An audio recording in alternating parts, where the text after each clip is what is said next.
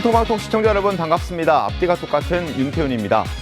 추경호 전 국민의힘 원내대표가 구속 위기에서 벗어났습니다. 법원은 혐의에 대한 다툼의 여지가 있는 상황에서 구속할 사유와 정당성이 부족하다며 기각 이유를 설명했습니다. 내란 특검과 민주당은 즉각 반발했는데요. 특히 한덕수 전 총리 그리고 박성재 전 장관부터 추경호 의원까지 내란 특검이 청구한 영장이 또다시 기각되면서 법원을 향한 여당의 공세 수위는 더욱 높아질 것으로 보입니다. 잠시 후에 최고의 전문가들과 이야기해보겠습니다. 자, 세상을 정독하는 신통방통 지금 바로 시작하겠습니다.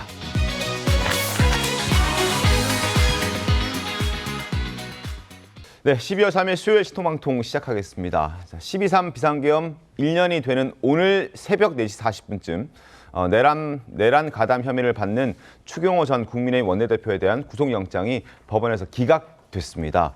이 기각이 되면서 추 의원은 이제 구속 위기를 벗어났는데 밤새 구치소에서 결과를 기다렸던 추 의원은 오늘 오전 5시 20분쯤 구치소를 빠져나왔습니다. 자, 그 모습 먼저 보여드리겠습니다.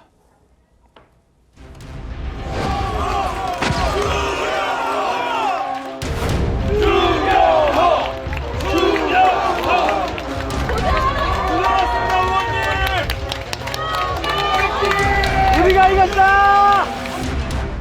영장 기각됐는데 입장 한 말씀 부탁드립니다. 공정한 판단을 해주신 법원에 감사드립니다. 이제 정권에서는 정치 탄압, 야당 탄압 중단하고 민생을 지키고 미래를 키우는 일에 집중해 주시면 고맙겠습니다. 그 길에 진정성이 있으면 저도 적극적으로 동참 협력하겠습니다. 의원님, 당시에 표결 방해 의도는 그럼? 예, 자세한 얘기는 또 나중에 기회 되면 말씀드리겠습니다. 이번 구속심사는 추경호 의원이 의도적으로 계엄 해제 표결을 방해했는지 이 여부가 최대 쟁점이었습니다. 화면 함께 보시죠.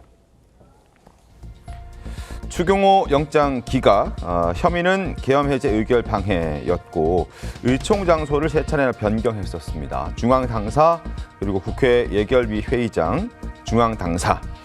내란 특검에서는 국회 기능 정지를 하기 위한 것이었다. 추경호 의원 측에서는 아니다. 표결 불참이라든지 이탈을 유도할 의도가 전혀 없었다. 이걸로 지금 양측이 맞붙었었는데 실제 법정에서 양측 다툼도 굉장히 치열했었습니다. 단단히 준비를 양측이 해갔었는데 자, 특검팀은 741쪽 의견서 그리고 304장 분량의 PPT를 준비했습니다. 모두 6명의 검사가 참여했고요. 박억수 특검보 외에 6명의 검사가 참여했고 단단히 준비를 했었고 여기에도 맞서는 추경호 의원 측도 변호인단 6명을 포함해서 의견서 400쪽, PPT 자료 120쪽 분량을 준비했습니다. 굉장히 양측이 단단한 준비를 하고 심사가 시작됐는데 자, 12일 어제 2일 오후 3시 영장 실질심사가 시작됐고 11시 53분에 종료했습니다. 9시간 동안 그래서 거의 혈투가 벌어졌다라는 표현이 나올 만큼 양측이 치열하게 법리 다툼을 벌였습니다. 그래서 11시 53분 자정이 임박해서 종료가 됐고요. 오늘 새벽 4시 40분쯤 결국 결론이 났습니다. 기각으로 결론 났습니다. 심사 종료 5시간 만에 결론이 났습니다. 자, 법원의 기각 사유 이어서 보여드립니다. 법원은 혐의 및 법리의 다툼의 여지가 있다. 그리고 도주 증거인멸 우려는 없다. 충실한 법정 공방을 거친 뒤 합당한 판단을 해야 된다라는 입장을 밝혔습니다. 특검팀 바로 반박했습니다. 법원의 결정에 수긍할 수 없다라는 반박 입장을 냈습니다. 추경호 전 원내대표는 국회 짓밟히고 서민 군인 대치를 보고도 여당 대표로 아무런 조치를 하지 않았다. 법원 결정은 존중하지만 수긍할 수 없다. 신속히 공소를 제기할 것이다. 라는 입장을 밝혔습니다. 자, 법원의 입장과 또 이를 받아들이지 못하고 있는 특검의 입장도 보여드렸습니다. 국민의힘은 어제 최 의원이 법정에 영장실질심사에 출석하기 전에 의원 105명 이름으로 영장 기각을 호소하는 집단 탄원서를 법원에 내기도 했었습니다. 또 서울중앙지방법원 앞에서 특검과 정부회를 겨냥한 규탄 대회도 열기도 했는데, 자, 오늘 새벽 4시 40분쯤 법원의 기각 결정을 받아든 지도부의 반응도 이어서 보여드리겠습니다. 들어보시죠. 결국 국민이 독재를 이겼습니다. 이재명과 민주당에 엄중히 경고합니다. 독재와 폭압을 멈추지 않는다면 더 이상 국민들께서 용서치 않을 것입니다. 반헌법적, 반민주적 내란몰이를 멈추지 않는다면 국민들께서 이 정권을 끌어내릴 것입니다. 특검 수사 자체가 잘못되었다는 방정입니다. 이제 더 이상 내란몰이 중단하고 내란특검 즉각 해체하고 더 이상의 내란몰이 중단하기를 집권 여당에 강력히 촉구합니다. 이상입니다. 자, 민주당도 오늘 아침 영장 기각됐다는 소식에 입장을 내놨습니다. 화면 보시죠. 박수현 수석대변인의 입장입니다. 추경호 구속 증거 차고 넘친다. 조희대 사법부, 국민의 내란 청산과 헌정질서 회복 바람이 철저히 짓밟혔다. 민주당은 내란 청산과 국민 명령 충실히 이행할 것이다라는 입장을 내놨습니다. 이 외에도 다양한 의원들의 입장들이 오늘 아침 속속 지금 나오고 있는 상황입니다. 자, 임주혜 변호사님, 어제 영장 기각 결과 어떻게 좀 보셨습니까? 결국 구속영장이 기각됐다는 건 구속의 그 필요성이나 사유가 충분히 소명되지 못했다는 측면인데요. 네. 이번 사안 같은 경우는 지금 추경호 전 원내대표가 의총 장소를 변경한 부분이 결과만 놓고 보자면은 국민의힘 의원들의 이 해제 표결 참여에 방해를 끼친 것 같다라는 네. 결과는 있지만 그 의도에 있어서 당시 워낙 긴박한 상황이기 때문에 우왕좌왕했을 수는 있지만 이것을 고의적으로 비상계엄 해제를 방해하려고 했던 것까지는 네. 특검 측이 아직 입증을 하지 못했다는 부분이 좀 소명이 되었다고 봅니다. 다만 유무죄 여부와는 관련이 없는 그런 부분이기 때문에 이제 앞으로 이 수사가 존경하는 진행되는 과정 국민 좀 여러분, 지켜봐야겠습니다. 알겠습니다. 오늘은 자, 오늘 12.3 빛의 혁명이 비상계엄 시작된 지 1년을 1년이 맞이해서 되는 날입니다. 이재명 대통령이 빛의 혁명 1주년 대국민 특별 성명을 9시부터 이제 발표하기 시작했습니다. 현장 목소리 연결해 드리겠습니다. 비무장 국민의 손으로 평화롭고 아름답게 그 쿠데타를 막아낸 것 역시 세계 역사상 처음 있는 일이었습니다. 역설적이게도 지난 12.3 쿠데타는 우리 국민들의 높은 주권의식과 대한민국 민주주의의 놀라운 회복력을 세계 만방에 알린 계기가 됐습니다. 쿠데타가 일어나자 우리 국민들께서는 한치의 주저함도 없이 모두 국회로 달려와 주셨습니다. 국회로 향하는 장갑차를 맨몸으로 막고 의회를 봉쇄한 경찰에게 항의하고 국회의원들이 헌법상 의무를 이행할 수 있도록 국회 담장을 넘을 수 있게 도와주었습니다. 국회가 계엄 해제를 의결하고 우리 군이 문민 통제에 따라 이를 충실히 이행한 것도 모두 국민 여러분께서 직접 나서 주신 덕분입니다. 혹시 모를 2차 계엄을 막겠다며 밤새 국회 의사당 문 앞을 지키던 청년들의 모습도 기억합니다. 한겨울 쏟아지는 눈 속에서 은박담요 한 장에 의지하며 차가운 아스팔트 바닥을 지키던 시민들 역시 뚜렷하게 기억합니다. 집회 현장에 나오지 못해 미안하다며 지갑을 열어 선결제를 해주시던 그 따뜻한 마음을 기억합니다. 교통편이 끊긴 시각임에도 너나 할 것 없이 남태령으로 달려가 농민들을 지켜주던 연대의 정신 역시 기억합니다. 저들은 크게 불의했지만 우리 국민들은 더없이 정의로웠습니다. 국민들께서는 폭력이 아니라 춤과 노래로 불법 친위 쿠데타가 촉발한 최악의 순간을 최고의 순간으로 바꾸었습니다. 찬란한 오색빛으로 암흑시대로 돌아갈 뻔했던 대한민국에 다시 빛을 되찾아 주셨습니다. 이 자리를 빌려 담대한 용기와 연대의 빛나는 힘을 보여주신 위대한 대한국민 여러분께 깊이 감사드립니다. 빛의 혁명으로 탄생한 국민주권정부는 우리 국민의 위대한 용기와 행동을 기리기 위해 12월 3일을 국민주권의 날로 지정할 것입니다. 대한민국이 존재하는 한 헌정 질서와 민주주의를 지켜낸 것을 함께 기념하고 더 굳건한 민주주의를 다짐하는 계기로 삼겠습니다. 12.3 친위 쿠데타는 단지 한 나라가 겪은 민주주의의 위기가 아니었습니다. 많은 외신이 지적한 것처럼 대한민국의 민주주의가 무너졌다면 아시아를 넘어 전 세계적으로 민주주의의 후퇴가 일어났을 것입니다. 민주주의는 역사상 가장 훌륭한 제도 가운데 하나이지만 그 자체로 완벽하지는 않습니다. 아무리 뛰어난 법과 제도라도 이를 지지하고 실행할 국민의 역량 없이는 사상 누각에 불과하기 때문입니다.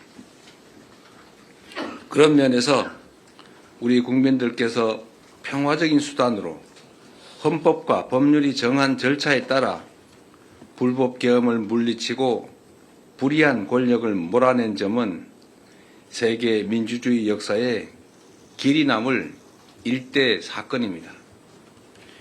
민주주의 제도와 평화적인 해법이 주권을 제대로 행사하는 국민을 통해 실현될 때 얼마나 큰 힘을 발휘하는지를 입증해냈기 때문입니다. 세계사에 유례없는 민주주의 위기를 평화적인 방식으로 극복해낸 우리 대한 국민들이야말로 노벨 평화상을 수상할 충분한 자격이 있다고 확신합니다. 만약 대한민국이 민주주의를 살리고 평화를 회복하며 온 세계에 민주주의의 위대함을 알린 공로로 노벨 평화상을 받는다면 갈등과 분열로 흔들리는 모든 국가들에게 크나큰 전환점이 될 것입니다. 자랑스러운 대한국민 여러분, 빛의 혁명은 아직 끝나지 않았습니다. 내란의 진상규명, 내란 가담자들에 대한 수사와 재판은 여전히 진행 중입니다. 과거가 현재를 구하고 죽은 자가 산 자를 도왔듯이 빛의 혁명이 미래를 구하고 우리 후손을 도울 수 있도록 만드는 것이야말로 국민주권정부가 해야 할 엄중한 시대적 책무라고 믿습니다. 친위 쿠데타 가담자들에 대한 엄정한 처벌은 그 시작입니다. 사적 야욕을 위해 헌정 질서를 파괴하고 심지어 전쟁까지 획책한 그 무도함은 반드시 심판받아야 합니다. 다시는 쿠데타를 꿈조차 꿀 수 없는 나라, 누구도 국민 주권의 빛을 위협할 수 없는 나라를 만들기 위해서라도 정의로운 통합은 필수입니다. 민주주의의 등불을 밝혀주신 우리 위대한 대한 국민과 함께 빛의 혁명을 반드시 완수하겠습니다. 존경하는 국민 여러분, 취임 이후 외교 무대에서 각국의 정상들을 만나며 대한민국을 향한 국제사회의 높은 관심과 큰 기대를 느꼈습니다. 민주주의가 위협받고 세계 질서가 급변하는 이 불확실성의 시대에 우리 국민들께서 보여주신 위대한 용기와 결단을 세계가 주목하고 있습니다. 대한민국은 지금 세계사적 역사를 써내려가고 있습니다. 대한국민들께서 빛의 혁명을 통해 보여주신 그 빛나는 모범은 세계 민주주의의 새로운 표준을 만들고 있습니다. 우리가 전례 없는 길을 만들어냈던 것처럼 앞으로 갈 길도 남들이 가보지 않은 길일 것입니다. 때로는 깊은 골짜기가, 때로는 높은 산이 우리를 막아설 수 있습니다. 그러나 친위 쿠데타의 높은 담도 넘은 우리 대한국민들은 그 어떤 벽도 거뜬히 넘을 수 있습니다. 국민주권정부가 탄생한 의미를 항상 기억하겠습니다. 빛의 혁명을 완수하고 진정한 국민주권의 나라를 만들기 위해 국민 여러분을 믿고 담대하게 나아가겠습니다. 더 번영하고 더 강하고 더 인간적인 나라를 꼭 만들겠습니다. 위대한 대한민국의 새로운 역사를 써내려가는 이 희망찬 여정에 대한국민 여러분께서 든든한 동반자가 되어 주실 것으로 믿습니다. 고맙습니다.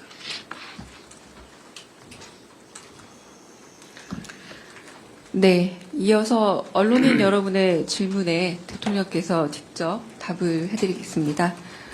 질문은 가급적 오늘 특별 성명과 관련된 내용이면 좋겠습니다. 손들어 주시면 제일 먼저 손들어 주신 네, 이상호 기자님. 네.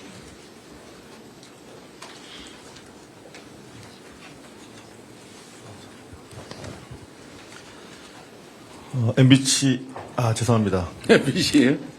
네, 고발뉴스 이상호 기자라고 합니다.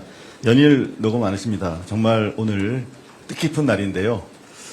좀 불편한 질문을 먼저 드려야 될 것 같습니다. 추경호 의원 오늘 새벽에 구속영장이 기각이 됐습니다. 납득할 수 없다는 여론이 매우 높습니다. 지난 1년간 법원이 지속적으로 보여온 이상 행태에 비춰보면 예상 가능한 것이 아니었나 하는 지적도 있는데요. 이와 관련해서 대통령께서는 지난 취임 100일 기자회견에서 내란 특별재판부가 위헌이 아니라면서 사실상 설치의 필요성을 시사하시기도 했었는데요. 이 세 달이 지난 지금도 입법은 지지부진한 것으로 보입니다. 이와 관련해서 국회 측에 아쉬운 점이나 당부 말씀 있으시면 한 말씀 부탁드립니다. 우선 두 번째 말씀에 대해서 제 의견을 잠깐 말씀드리겠습니다. 국회는 국회가 할 일이 있고 또 행정부는 행정부가 할 일이 있습니다. 사법부 역시 사법부가 할 일이 있습니다. 내란 특별재판부 설치는 국회가 잘 판단해서 결정할 걸로 믿습니다. 그리고 국민 여론에 따라서 헌법이 부여한 권한을 우리 입법부가 잘 행사할 것이다. 국민 주권 의지를 잘 받들 것이다. 그렇게 생각하고 믿습니다. 추경호 전 국민의힘 원내대표의 영장 기각에 대해서는 제가 특별한 의견을 드리는 게 부적절한 것 같습니다. 역시 우리 국민들께서 상식과 또 원칙에 따라서 판단하실 것이고 또 그 결과도 결국은 상식과 법률에 맞춰서 날 것이다 이렇게 믿습니다. 이상호 기자님은 MBC라고 여전히 생각하고 있는 정체성이군요. 돌아가고 싶으신가? 네. 두 번째, 먼저 손을 또 재빨리 들어주신 우리 송정호 기자님. 네. 네, 서울경제 송정훈 기자입니다. 오늘 성명 중에 인상적이었던 부분이 민주주의 위기를 극복한 대한 국민들에게 노벨 평화상을 수상할 자격이 충분한 자격이 있다 이런 말씀을 하셨습니다. 이게 국민 노고에 대한 어떤 치하의 의미가 아니라 실제로 이제 올해 우리 국민들을 평화상에 추천할 어떤 절차를 밟으실지가 궁금합니다. 저 개인적인 생각을 말씀드릴 수는 있겠습니다만 그것보다는 저는 그런 의견을 가지고 있는데 이건 역시도 우리 국민들의 의사가 중요하지 않겠냐 그렇게 생각합니다. 더군다나 노벨상이라고 하는 게 뭐 정부가 수여하는 것도 아니고 다른 나라에서 그것도 객관적인 기구의 심의에 의해서 결정하는데 역시 세계 시민들의 그런 의사도 중요하지 않을까 생각합니다. 오늘 제가 이 말씀을 드린 걸 계기로 타당성 여부 또 현실 가능성 이런 것들에 대한 논의가 되면 좋겠다는 생각이 드네요. 자격은 언제나 생각하는 것처럼 가장 잘 맞는다 이렇게 생각됩니다. 만약에 이 계엄이 그야말로 그들 입장에서 성공했더라면 엄청난 폭력적인 결과가 났을 것이고 가장 비평화적인 일이 벌어졌겠지요. 그리고 이 계엄을 우리 국민들이 나서서 맨손으로 또 아름답게 막아냄으로써 그야말로 평화를 지켜냈고 또 이게 대한민국의 일만이 아니라 전 세계 시민들에게 또 전 세계의 큰 전범이 될 수 있다는 생각이 듭니다. 세계 모든 민주 시민들에게 커다란 희망을 주지 않았을까 그런 생각을 합니다. 네, 이번에 이렇게 좀 넘어와 보겠습니다. 우리 박지원 기자님. 네, 안녕하세요. 저는 코리아타임즈의 박지원 기자입니다. 저는 그 국민주권의 날을 지정한다는 것에 대해서 뭐 어떻게 매년 어떤 식으로 어떤 취지로 기념하고 싶으신지 좀 더 구체적인 의견 여쭤보고 싶습니다. 우리 대한민국은 불의의 저항에서 국민들이 나라를 제대로 세웠던 많은 역사적 경험을 가지고 있습니다. 성공했을 때도 있었고 실패했을 때도 있었고 그 성공이 장시간 지연됐을 때도 있죠. 국민들이 가장 아름답게 또 평화롭게 정의롭게 법적 절차에 따라서 승리한 경험이라고 하는 게 그리 흔치는 않습니다. 그래서 역사적 경험으로 우리 후대들조차 영원히 기억하고 또 체험할 수 있도록 이날을 빛의 혁명이 시작된 날로 국민주권이 진정으로 실현된 날로 기념일로 정하고 법정 공휴일로 정해서 우리 국민들이 최소한 1년에 한 번쯤은 생활 속에서 이날을 회상하고 또 다짐할 수 있게 하는 게 중요하다고 생각합니다. 충분히 그럴 가치가 있다고 생각하고 이 역시 행정부 일방으로 정할 수는 없는 일이고 결국 국회 입법 과정을 거쳐야 되는데 그 과정에서 많은 논쟁들이 벌어지겠지요. 그리고 결국 최종적으로는 국민들의 의사에 따라서 가부가 결정되지 않을까 생각합니다. 네. 여기 이원광 기자님 열심히 써주셔서 네. 예, 대통령 머니투데이 이원광 기자입니다. 지난 1년 동안 국민들과 정말 고생 많으셨다는 말씀 꼭 드리고 싶고요. 어제 대통령님께서 벌써 1년이라고 말씀 주셨는데 국민들도 이렇게 길어질 줄 몰랐다. 계엄 극복 과정이 너무 더디다. 이렇게 말씀하는 분도 계시고 또 일각에서는 사실 너무 필요하다. 이렇게 하시는 분들도 계십니다. 지난 계엄 극복 과정에 대한 대통령님의 평가랄까요? 좀 말씀을 부탁드리고요. 또 어찌 보면 다소 좀 다양한 목소리를 내고 계시는 국민들께 대통령님으로서 좀 하고 싶은 말씀 있으시다면 좀 말씀도 부탁드리겠습니다. 네, 제가 드리고 싶은 말씀을 할 수 있게 질문해 주셔서 감사합니다. 우리는 이제 개혁 과제라고 하는 얘기를 자주 합니다. 변화하고 더 나아져야죠. 개혁이라고 하는 말이 원래 가죽을 벗긴다 이런 의미를 가지고 있는데 더 나은 상황을 만들기 위해서는 고통이 수반된다는 의미이기도 할 겁니다. 우리가 현재 바람직하지 못한 상태를 미래에 좀 더 바람직한 상태로 바꾸려면 현재 상태에서 부당하게 이익을 보거나 또는 불합리하게 이익을 보는 집단 또는 사람들이 당연히 반대하게 돼 있습니다. 저항하게 돼 있습니다. 그건 자연스러운 과정이죠. 마치 굼벵이가 매미가 되려면 탈피를 해야 되는 것처럼 매우 위험하고 고통스러운 과정을 거치지 않습니까? 그 개혁의 과정은 어쨌든 아픈 곳 또는 골마 터진 곳을 도려내야 되는데 수술 과정을 거치지 않을 수가 없죠. 만약에 감기 같은 아주 사소한 질병을 막 1년씩 치료하고 이러면 그건 무능한 거겠죠. 고통이 너무 크겠죠. 그러나 정말 이 몸속 깊숙이 박힌 치명적인 암을 제거하는 것이다. 암을 치료하는 것은 그렇게 쉽게 끝나지 않습니다. 대한민국의 헌정 질서를 통째로 파괴하고 법과 질서 위에 군인의 폭력으로 나라를 지배하고자 시도했고 실제로 그게 현실이 될 가능성이 매우 높았지 않습니까? 이런 일은 언제든지 재발할 수 있죠. 그래서 이 나라의 근본에 관한 이 문제는 철저하게 진상규명을 하고 상응하는 책임을 묻고 또 재발 방지를 위한 합당한 대책을 반드시 세워야 됩니다. 여러분도 한번 생각을 해보십시오. 12월 3일 밤에 이 수없이 많은 우연들이 겹쳐서 계엄을 저지했습니다.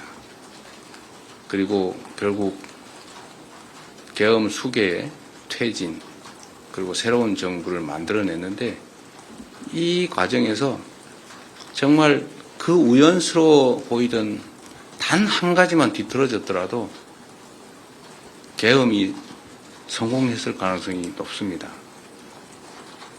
한 가지만 예를 든다면 폭격, 국회로 향하는 헬기를 조기에 상공 진입을 허용했다면 결과는 바뀌었겠죠. 파견된 계엄군 중에 누구 단 한 사람이라도 개머리판이라도 휘둘렀다면 실탄이라도 지급했다면 이 단 한 가지들의 우연히 비껴나가기만 했어도 결국은 대한민국은 지옥으로 떨어졌겠죠. 이걸 우리 국민들의 치열한 힘으로 정말로 하나님이 보호하사 막아냈습니다. 시간이 걸리더라도 다시는 이런 위험을 우리 스스로 또는 우리 후대들에게 겪게 해서는 안 됩니다. 조금 길고 조금 지치더라도 치료는 깨끗하게 해야 합니다. 가담자들 가혹하게 끝까지 엄벌하자는 취지가 아닙니다. 깊이 반성하고 재발의 여지가 없다면 용서하고 화합하고 포용해야 되겠지요. 그러나 숨겨놓고 적당히 넘어갈 수는 없습니다. 통합해야 됩니다. 그러나 통합이 봉합을 의미하지는 않습니다. 적당히 미봉해놓고 해결된 것 같으면 다음에 또 재발합니다. 조금만 더 힘내주시고 조금만 더 도와주시고 조금만 더 견뎌주시기 바랍니다. 네. 이어진 기자님. 네. 안녕하세요. OBS 이어진입니다. 오늘 저녁에 시민단체가 주최하는 행진에 참석하십니다. 현직 대통령으로서는 이례적인데 이 참석하시게 된 배경과 또 어떤 메시지 내실지 궁금합니다. 메시지를 낼지 말지는 고민 중이고요. 오늘 메시지를 너무 많이 내게 될 것 같아서 네. 제가 그 역사적 현장에 그 역사적 순간에 참여하고 싶었습니다. 저 역시도 그날 밤에 그 끔찍한 기억을 정말 지워버리고 싶지는 않습니다. 고통스럽긴 하지만 다시는 이런 일이 생기지 않도록 저 스스로를 다잡기 위해서 저도 시민의 한 사람으로서 조용히 참석해 보려고 합니다. 근데 경호 문제 때문에 안 된다고 막 말려가지고 제가 몰래 갈 생각입니다. 이어진 기자님이 요새 마이크 들고 안 쫓아오시는데. 네. 다 언론인 여러분들 관심 덕분입니다. 감사합니다. 네, 이제 대통령님께서 다음 일정이 있어서 좀 더 해도 한 분만 괜찮답니다. 더 받을까요? 네, 한 분만 더 질문을 받겠습니다. 네, 여기 이동환 기자님 이쪽 넘어와서 질문 받겠습니다. 네. 예, 국민일보 이동환입니다. 그 봉합이 아니라 국민 통합이 중요한 상황이라고 하셨는데 그 당에서는 추가 특검이 더 필요하다고 말도 많이 나오고 있는데요. 그 필요성에 대해서 좀 어떻게 생각하시는지 대통령께 여쭤보고 싶고, 그 다음에 이제 전에 트럼프 대통령도 노벨 평화상 받아야 된다고 하셨는데 이게 어제 또 한반도 평화의 중요성도 말씀을 하셨고, 실제로 한반도 평화에 트럼프 대통령이 역할을 해서 진전이 있다면 촛불혁명 국민들과 이제 복수 추천하실 것도 하실 건지도 궁금합니다. 글쎄, 그게 뭐 노벨 평화상이 평생 하나만 있습니까? 우승 트로피는 아니잖아요. 매년 반복적으로 수여하는 것이고, 이게 단기간에 끝날 일도 아니다. 그 말씀 하나 드립니다. 추가 특검 문제는 국회가 적절히 잘 판단할 거라고 생각합니다. 분명한 것은 지금 현재도 밝혀지지 않는 것들이 너무 많아 보입니다. 제가 그래서 며칠 전에 그 기사를 하나 일부러 저도 공감이 많이 가서 트위터에 게시했었는데, 그거 아무도 몰랐지 않습니까? 풍선은 민간단체가 북한으로 보냈나 보다. 군대는 전쟁 유발을 위해서 한 일이 무인기를 반복적으로 북파했다. 그리고 일각의 의심으로는 무장 헬기들이 도발적으로 비행했다. 뭐 이런 정도였는데, 아파트 웬만한 아파트 뭐 2층 크기만 하다 했나? 하여튼 대규모 대형의 선점 삐라를 실은 풍선을 군에서 대북 심리전단? 네, 대북 심리전단에서 북쪽으로 보냈다. 그건 전혀 모르던 일이잖아요. 마치 다 드러난 것 같지만 우리 사회에 드러나지 않은 많은 부분들이 있는 것 같습니다. 현재 내란인 특검이 끝나더라도 그걸 이 상태로 덮고 넘어가기는 어려워서 보나마나 또 특별수사본부든 뭐든 꾸려서 계속 수사해야 될 텐데, 그게 과연 이 정부가 하는 게 바람직할까? 엄청난 정치적 논란이 또 벌어지겠죠. 수술을 깔끔하게 빨리 잘 끝내야 되는데 수술 때문에 더 큰 고통을 겪지 않을까? 그렇다고 또 안 할 수도 없고, 그런 복잡한 생각이 있습니다. 이런 문제까지도 아마 국회가 고려하고 있지 않을까 생각하는데, 국회를 믿고 일단은 기다려 보겠습니다. 그리고 좀 더 하시라고 하십시오. 제가 40분에 출발하면 된다더라고요. 네. 네, 그럼 저는 허락을 득하였으니 조금 더 질문을 받겠습니다. 거의 다 끝나가는 것 같습니다. 네, 아까 송수석 기자 계속 손 드셔가지고 송수석 기자 먼저. 네. 네. 죄송해요. 제가 지금 안경 안 써서 제가 조금 성함을 헷갈렸습니다. 죄송합니다. 네. 네, 대통령님, 연합뉴스 황윤기 기자입니다. 그 성명에서 말씀하신 것 중에 정의로운 통합이라는 단어가 눈에 띄었는데요.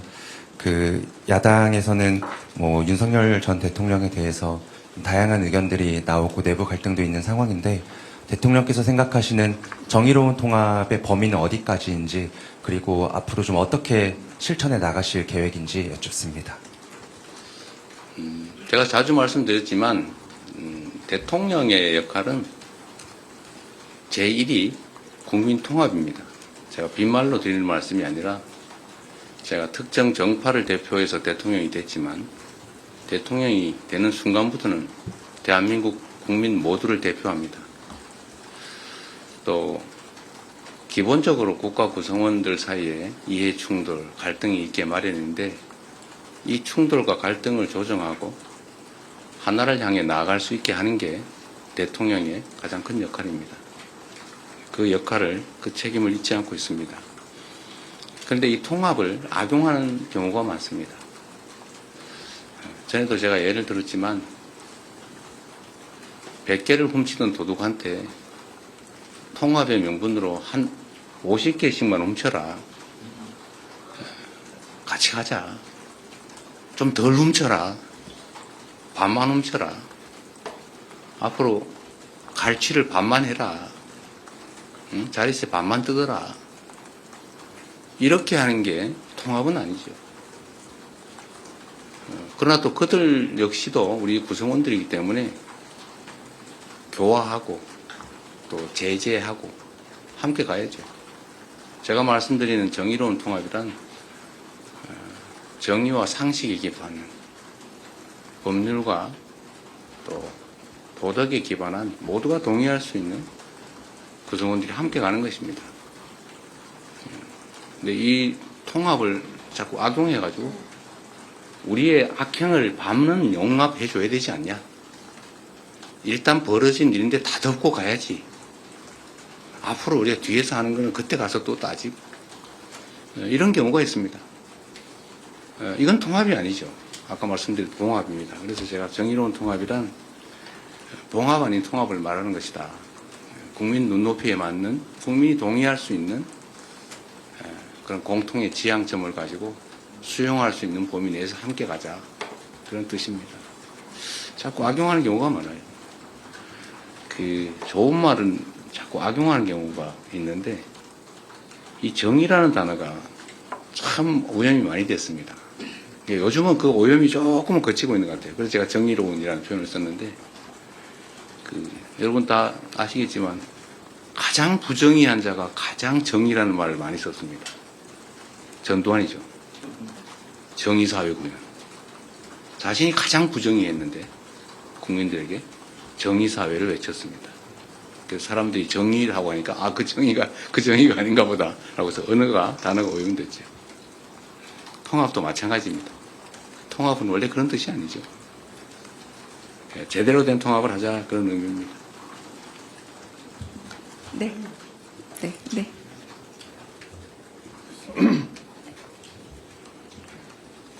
안녕하세요. 쿠키뉴스 이승 기자입니다. 어쨌든 오늘 계엄 1년이 됐지만 계엄으로 인해서 경제의 어떤 불확실성 이런 것 때문에 후유증도 좀 지속되고 있어서 저는 최근 이제 그 물가 상승에 대해서 질문을 드리고 싶은데요.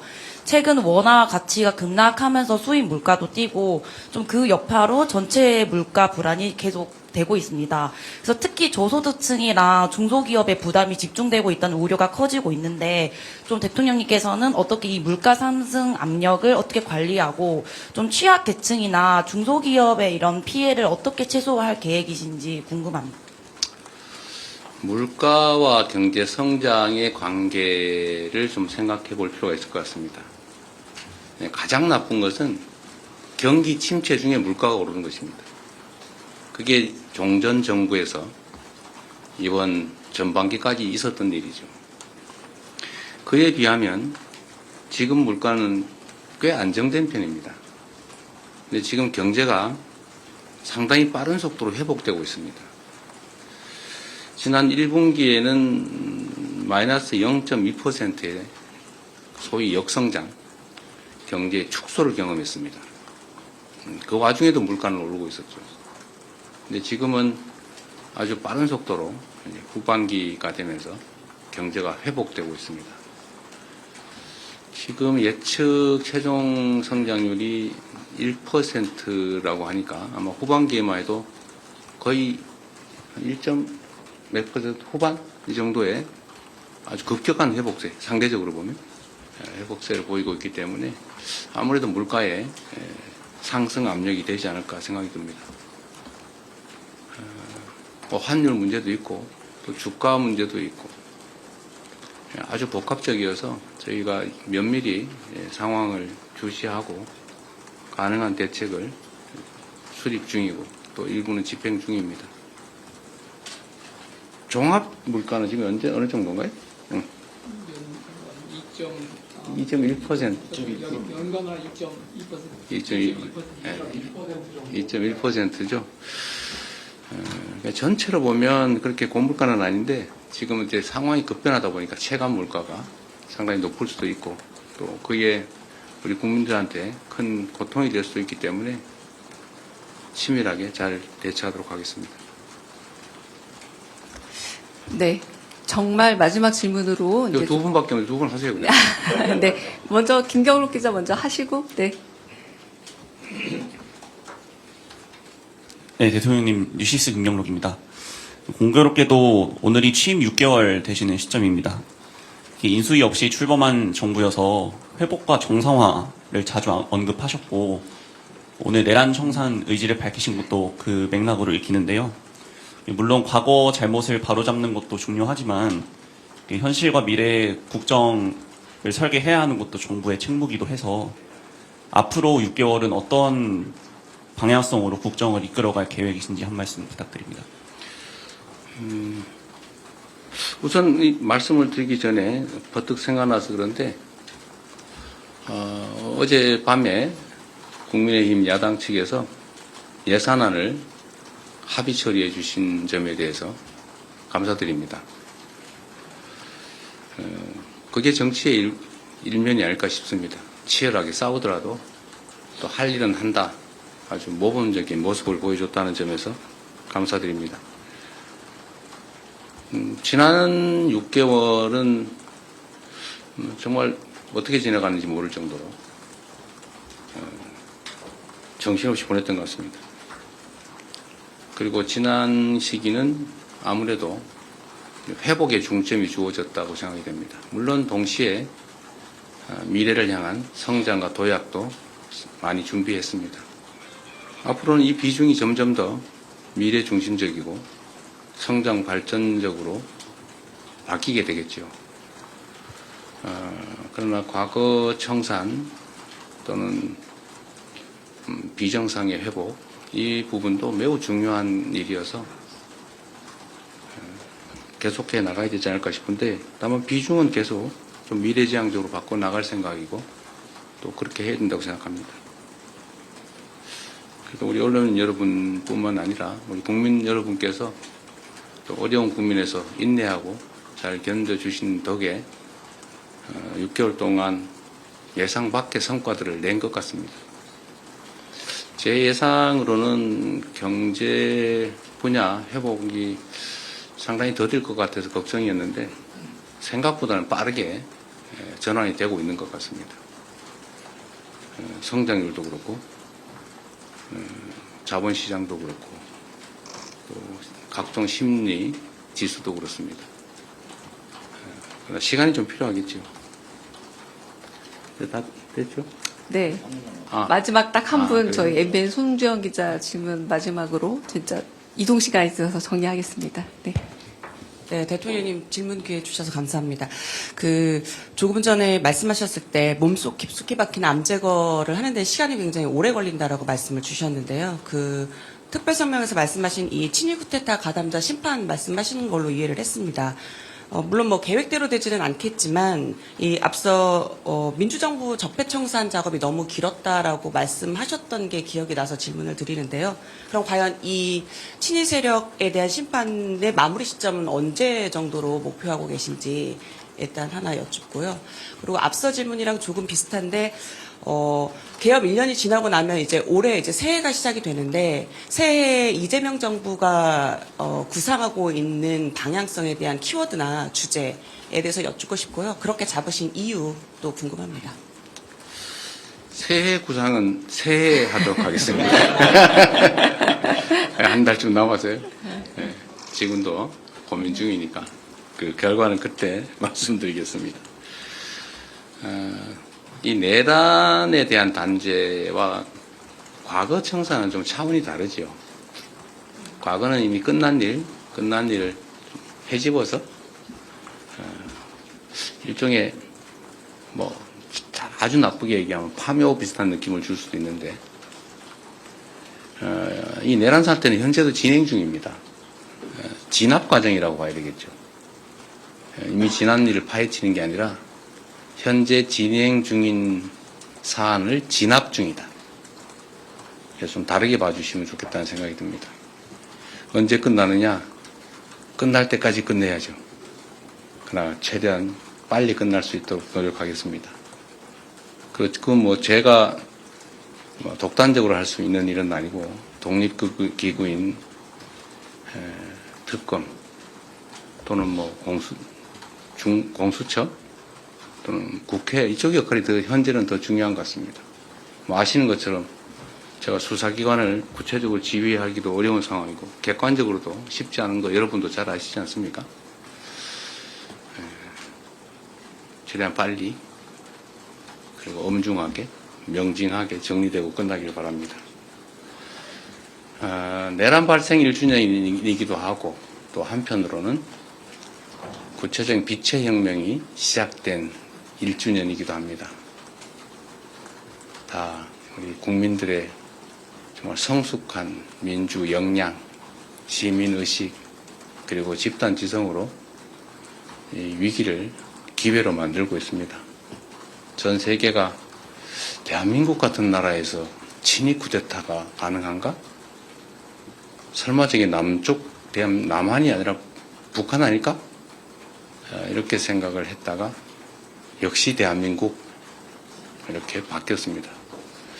전 세계가 2번 놀랐는데 우리가 3번째의 놀라움을 보여줘야죠. 위대한 대한민국, 위대한 국민들과 함께 꼭 만들겠습니다. 고맙습니다. 네, 감사합니다. 이상으로 대국민 특별성명 그리고 기자회견 마치도록 하겠습니다. 네, 대통령께서 자리를 이석하시고요. 오늘 참석해 주신 기자분들께 다시 한번 감사드립니다. 감사드립니다. 네, 9시부터 시작된 특별 성명 생중계로 보여드렸습니다. 40분가량 진행이 됐고 기자들의 질의응답까지 이어졌습니다. 추경호 국민의힘 원내대표의 기각에 대한 질문, 내란 특별재판부, 그리고 추가 특검 가능성에 대한 질문들이 쭉 이어졌습니다. 여러 질문들이 이어졌는데 국회 몫이다라는 설명을 하면서도 자신의 의견도 숨기지 않고 밝혔습니다. 특히 2차 추가 특검 과정과 관련해서는 아직 밝혀지지 않은 부분들이 많기 때문에 자신도 어느 정도 동의한다라는 그런 취지로 입장을 밝혔습니다. 여러 얘기들이 나왔었는데 어떻게 좀 보셨습니까, 김 전 최고께서는? 일단 이재명 대통령의 그 오늘 발언 내용을 전부 보면 네. 앞으로도 계속 끊임없이 내란몰이를 진행하겠다라는 선언으로 보여집니다. 네. 오늘 새벽에 추경호 전 원내대표에 대해서 구속영장이 기각이 되었는데요. 저는 그 구속영장 범죄 사실을 쭉 읽어보면서 뭐 내용도 사실이 아니겠지만 이 내용이 모두 사실이라고 한들 이게 죄가 되겠는가에 대한 강한 의심을 가졌거든요. 네. 정상적인 법 집행이나 정상적인 법률가라면 그 내용이 도대체 형사처벌 대상이 아니라는 것을 알 수가 있을 겁니다. 그럼에도 불구하고 지금 이렇게 내란몰이의 일환으로서 야당을 탄압하고 야당 전 원내대표를 구속하려고 하고 영장이 기각된 것이 지극히 정당한데도 또 앞으로 없는 죄라도 뒤집어 씌우기 위해서 내란 특별재판부도 구성하겠다. 특검도 계속해서 또 재탕 3탕 특검을 또 하겠다. 뭐 그런 이야기로 오늘 기자회견을 사실상 마무리했는데요. 이것은 대통령이 대한민국의 대통령이 아니고 오로지 내란이라는 정치 행사에 기대서 반대파를 쫓아내고 일당 독재로 가려는 선언이라고 봅니다. 알겠습니다. 임종근 의원 어떻게 보셨습니까? 예, 평가가 좀 박하신 것 같으신데요. 제가 봤을 때는 이제 세계 최초의 친위 쿠데타를 막아낸 우리 국민들에 대한 자긍심, 또 그것을 노벨 평화상을 이제 받을 충분한 자격이 있다. 이렇게 우리 국민들에게 이제 공을 돌리는 내란 1년이기 때문에 아무래도 네. 이제 뭐 내년 국정과제 이런 것보다는 그 평가에 이제 집중해서 하신 것 같고, 또 정의로운 통합이라는 이제 키워드로 내란 청산에 대해서는 단호하고 적극적으로 끝까지 이제 해내겠다, 이런 단호한 의지를 보여주셨다, 이렇게 생각을 합니다. 네. 전체적으로 이제 1년 지난 과정에서 우리 국민들에 대한 자긍심 이런 것들을 세계에 좀 알리고, 우리 국민들도 국민 주권의 날 이런 걸 통해서 기념하는 국민에 대한 어떤 자긍심이랄까 이런 것을 많이 좀 드러내신, 돋보이게 하는 그런 성명이었다고 생각을 합니다. 알겠습니다. 자, 10시부터는 또 외신 기자들과의 기자회견이 예정되어 있습니다. 그것 또한 저희가 생중계로 전해드릴 텐데 그 얘기하기 전에 추경호 의원에 대한 구속영장이 기각되면서 조희대 사법부를 겨냥해서 민주당이 추진 중인 이른바 사법개혁 패키지 법안 이 처리에 아마 속도가 붙을 것이란 전망도 나오고 있습니다. 특히 김용민 의원의 경우에는 이 법 왜곡죄를 포함해서 내란 재판 관련된 법안들을 연내 처리하겠다라면서 지금 윤석열 전 대통령의 내란 재판을 맡고 있는 지기현 판사를 향해서 공개적인 경고까지 했습니다. 그 목소리 직접 들어보시고 이야기 이어가겠습니다. 지기현 판사가 윤석열을 석방시킨 사례 이런 것도 법 왜곡죄에 해당되는 겁니까? 저희가 법 왜곡죄를 설계할 때 그게 가장 전형적인 케이스다라고 봤습니다. 만약에 지기현이 1심에서 윤석열을 말도 안 되는 논리로 풀어주거나 무죄를 선고하거나 하는 것들이 확인이 된다면 그때는 처벌 가능합니다. 목표는 내일 법사위 전체회의를 열어서 전체회의에서 통과시키고 12월 4일 본회의를 연다면 그때 본회의에 처리해서 정기국회 내에 처리하겠다는 게 목표입니다. 자, 들으신 그대로입니다. 화면 함께 보시죠. 사실상 지기현 판사를 겨냥하는 것 아니냐 이런 얘기도 나오고 있습니다. 민주당 주도로 법안을 지금 추진 중인데 내란 전담 재판부 설치법, 일단 2심 전담 재판부, 1심 전담 재판부 다 하겠다는 건데 현재 1심은 지기현 판사가 진행 중에 있기 때문에 변론 종결 전에 법이 통과된다면 전담 재판부로 이관시키겠다라는 계획도 세우고 있습니다. 법 왜곡죄 역시 법을 왜곡한 판사 검사 10년 이하 징역, 자격정지 하겠다라는 건데 법 왜곡죄라는 게 어떤 건지 한번 보시죠. 자, 판검사가 부당한 목적으로 법을 왜곡하거나 사실관계를 현저히 잘못 판단해서 누군가에게 불리하거나 또는 유리한 결과를 내놓을 경우 10년 이하의 징역으로 처벌한다라는 겁니다. 자, 부당한 목적, 사실관계를 현저히 잘못 판단하는 것, 다소 애매하고 좀 굉장히 범위가 큽니다. 과연 누가 또 부당하게 판단했다라고 그걸 판단할 것인지, 누가 잘못했다라고 판단할 것인지 굉장히 논란이 많을 수 있는 그런 법안인데요. 김의원 대변인 어떻게 보셨습니까? 이 법 왜곡죄는 정말 가장 위험한 그런 법이라고 저는 생각을 합니다. 왜냐하면 이 입맛에 맞지 않는 판단을 내리는 이 판사에 대해서는 사법 처리를 할 수 있다, 즉 죄를 물을 수가 있다라는 뜻이기 때문입니다. 이것은 다시 말하면 판사나 검사를 압박하는 것을 넘어서 겁박하는 법이라고 저는 보고 향후 있을 나중에 또 우리가 재판이 재개되지 않겠습니까? 이재명 대통령의 방탄법이라고도 저는 볼 수 있을 것 같습니다. 우선 말씀 주신 것처럼 무엇이 왜곡인지에 대해서 이 기준을 정하는 것 자체가 너무나도 모호하고 또 주관적인 그런 판단에 의존한 것이기 때문에 이것을 그대로 처리를 한다는 것은 많은 국민들의 반발을 불러올 수 있고요. 그리고 두 번째로는 판사들이 앞으로 소신 이 재판을 할 수가 없게 됩니다. 왜냐하면 소신대로 재판을 해도 이게 왜곡이라는 그런 프레임 안에 갇히게 되면 본인이 처벌의 대상이 되기 때문에 앞으로 이것은 원님 재판이 될 가능성도 상당히 높다고 보여지고요. 그리고 결국에는 이것이 단순히 이 지금 내란 재판이나 여러 가지 다른 이 윤석열 전 대통령의 재판에만 국한되는 것이 아니라 앞으로 국민들의 모든 재판에도 이게 적용이 된다면 누구든 본인에게 입맛에 맞지 않는 판결이 나오고 그리고 그 판사를 계속해서 겁박을 하거나 아니면 이 왜곡죄를 들어가지고 무조건 계속해서 고소를 이어나간다면 저는 이것은 사법부의 마비로도 이어질 수 있다라고 생각을 해서 정말 위험한 법이라고 생각하고요. 마지막으로 말씀드리고 싶은 것은 어제 이재명 대통령 그 발언에 이 내란 세력을 나치처럼 처벌을 해야 된다라는 그런 헤드라인이 많이 올라왔었는데 이 법 왜곡죄야말로 나치의 유물입니다. 그래서 정말 이것을 계속해서 강행을 하게 될 경우에 역사가 이 나치처럼 정치를 했다 혹은 나라를 다스렸다라는 것이 과연 어느 누구에게 적용이 되고 누구에게 평가가 될지도 좀 냉정하게 판단을 해서 좀 조심해서 이 법을 추진을 하시거나 혹은 추진을 하지 말아주시기를 부탁드립니다. 알겠습니다. 김용민 의원의 목소리를 제가 들려드렸었는데 지기현 판사의 케이스가 아주 대표적이고 전형적인 케이스다. 1심에서 윤석열 전 대통령에게 말도 안 되는 논리로 풀어주거나 무죄를 선고하는 상황이 되면 처벌이 가능하다. 아직 법이 통과가 되지도 않았는데 이렇게 얘기를 했다는 부분에 대해서 법 쪽에서는 법관을 모욕했다는 지적도 나오고 있습니다. 법이 시행되기도 전부터 경고하는 게 과연 맞느냐라는 부분이고 지난주 김용현 전 장관 변호인들이 판사에게 보인 모욕과 뭐가 다르냐라는 지적도 뒤따르고 있습니다. 김재원 최고가 어떻게 보셨습니까? 제가 보기에는 이 법 왜곡죄라는 죄를 과연 실제 입법화할 수 있을까?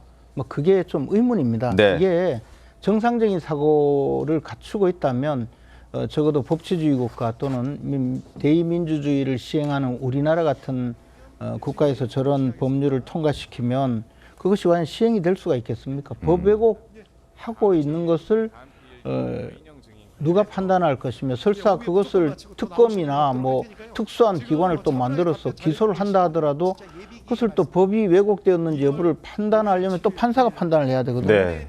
그럼 판사가 판단하는 것이 마음에 들지 않기 때문에 이제 특별재판부를 만들어야 될 텐데 뭐 그런 생각을 갖고 있는 것이 아마 나치식 독재국가 정도가 가능하지 않을까 합니다. 제가 조금 아까 그 대통령 기자회견에 시간이 조금 있어서 북한 형법을 검색을 해서 처음부터 끝까지 읽어봤는데요. 네. 북한에도 이런 비슷한 조항도 없습니다. 뭐 사회주의 국가, 사회주의 조국의 적대시한 자를 처벌한다. 뭐 이런 애매모호한 규정은 있지만 법을 왜곡한다라는 정도의 그런 내용의 말도 안 되는 처벌 규정은 북한에도 없는 내용이거든요. 알겠습니다. 저것을 지금 하는 것은 아마 사실상 민주당에서는 아직까지도 윤석열 대통령을 내란 수괴라고 공격을 하고 또 재판에 넘겨서 구속까지 하고 있지만 여전히 법원에서 내란죄가 해당되지 않을 수 있다는 의구심을 갖고 있는 것 아닌가.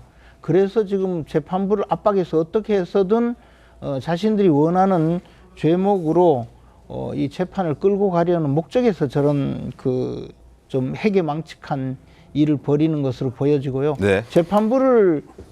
재판부가 자신들이 원하는 재판이 나오지 않을 것이니까 내란 특별재판부도 만들고 또 법왜곡죄라도 만들어서 어떻게 해서든 판사들을 협박하는 것이 목적이 아닌가 생각합니다. 알겠습니다. 내란 특별재판부 그리고 법 왜곡죄 이와 함께 조희대 대법원장의 힘을 빼기 위한 법안으로 또 위헌 논란이 있는 게 하나 더 있습니다. 화면 보시죠. 자, 법원 행정처 폐지입니다. 비법관 중심으로 사법행정위원회를 신설하겠다는 것인데 대법원장의 힘을 빼겠다라는 의도다라는 지적들이 뒤따르고 있는 법안입니다.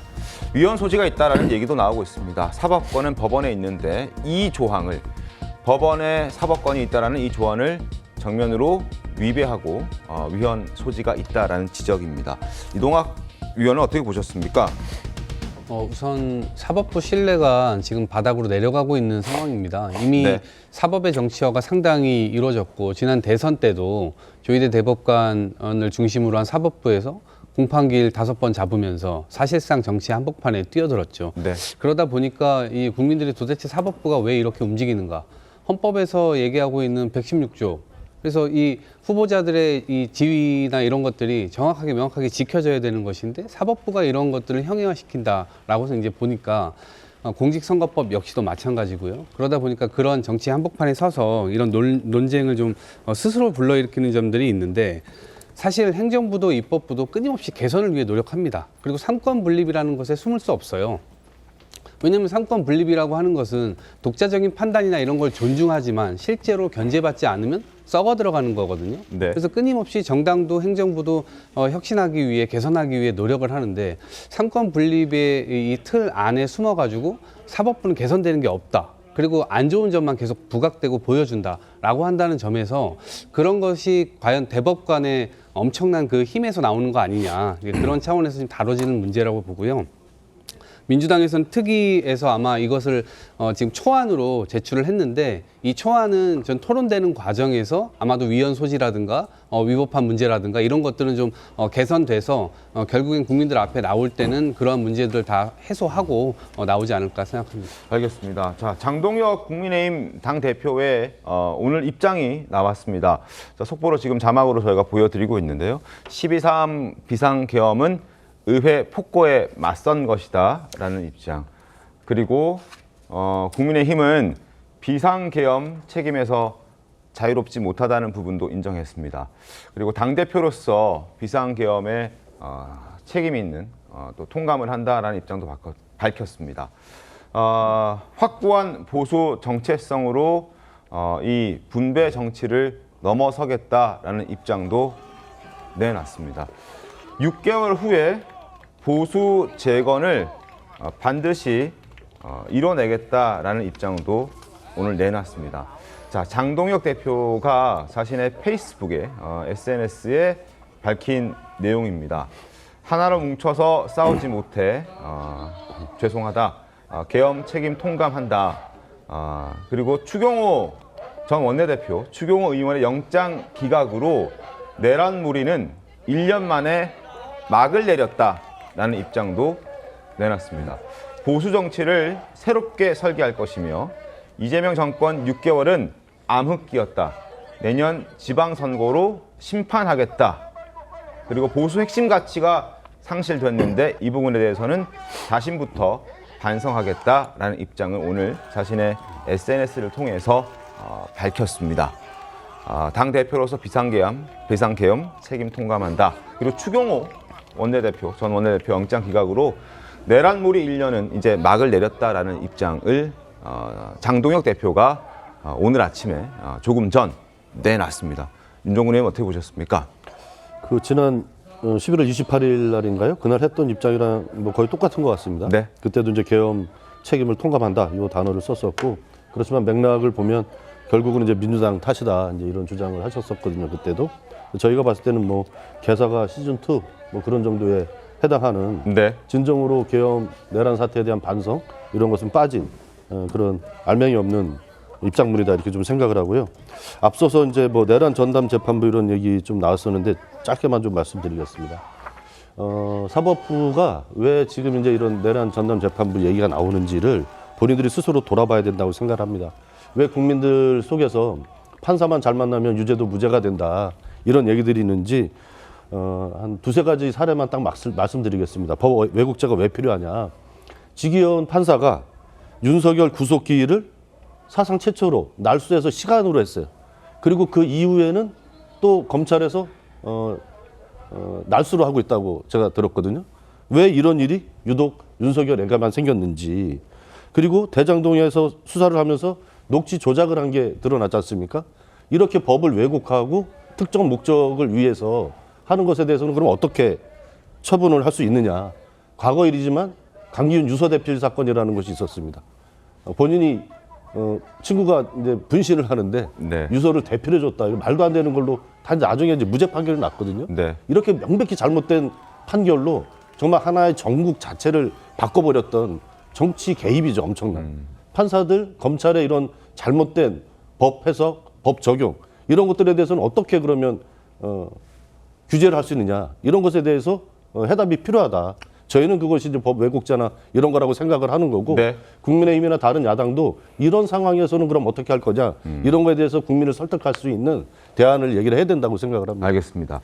자, 장동혁 당대표가 지금 이번 추경호 전 원내대표의 영장 기각으로 내란몰이 1년은 끝났다라고 말한 데는 이런 배경이 있지 않았을까 싶습니다. 자, 내란 특검이 구속영장을 청구하고 난 결과를 하나 보여드리겠습니다.